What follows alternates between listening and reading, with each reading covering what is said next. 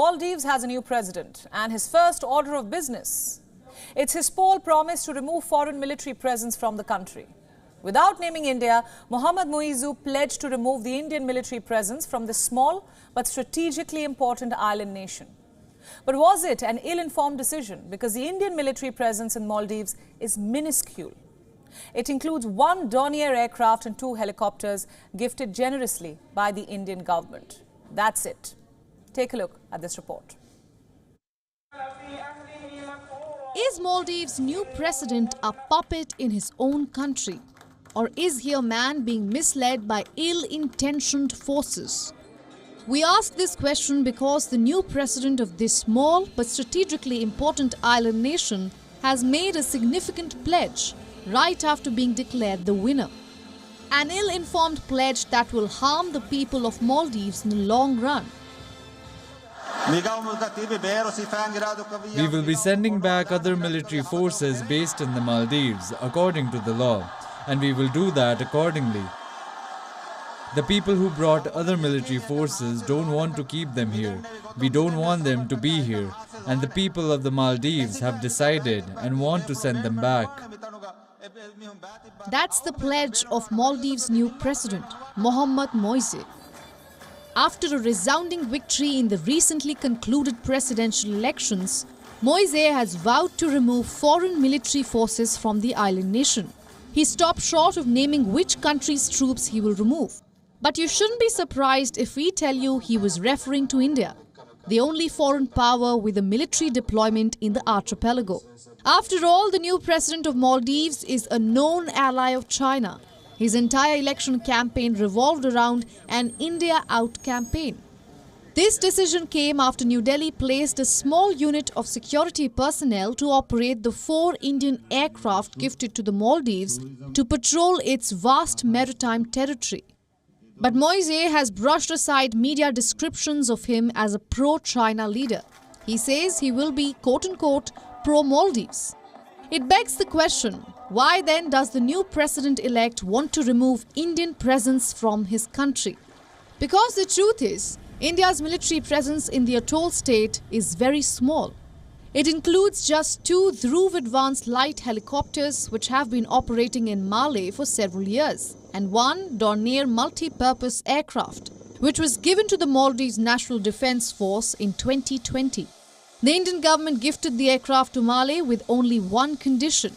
While Maldives will command and control the aircraft, the running costs will be borne by India. The Dornier has since been assisting in joint surveillance activities by India and the Maldives in the exclusive economic zone of the Indian Ocean. It helps keep an eye on seaborne terrorists and enhances Maldives' surveillance abilities. In November 2021, the Maldives National Defence Force revealed that 75 Indian military troops stayed in the Maldives to assist in the operations of the Dornier aircraft and the 2 helicopters. This tiny presence of Indian troops has been projected as a threat to Maldives' security by the Muizzu faction. Muizzu has won the presidential election after defeating incumbent President Ibrahim Solih. The election was also seen as a determining factor in deciding which country would exert greater influence over the strategically vital archipelago state in the Indian Ocean. The outgoing president, Ibrahim Mohamed Solih, who was elected in 2018, has faced allegation from Muizzu that he had allowed unchecked Indian presence in the Maldives.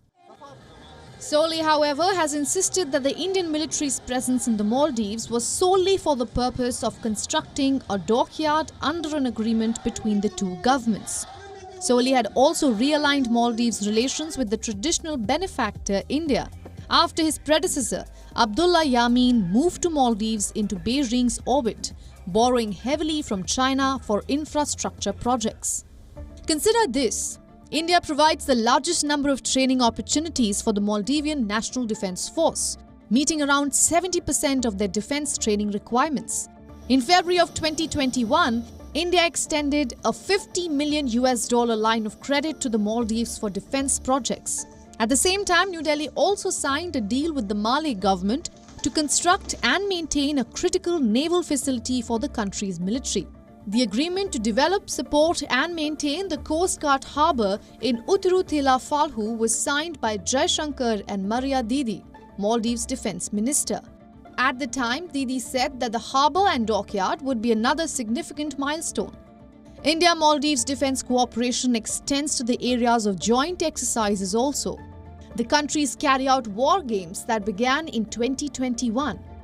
In fact, the bilateral relationship with India has helped the Maldives' development story. In the last few months, India has been among Maldives' largest trading partners. The two countries very closely dealt with the challenges of the COVID-19 pandemic. With tourism being the mainstay of Maldivian economy, the country has become a major tourist destination for some Indians and a job destination for others. Undoubtedly, India plays a pivotal role in the development story of the Maldives. Why then make such claims, Mr. Muizzu? Bureau Report, WION World is One. WION World is One is now available in your country. Download the app now and get all the news updates on the move.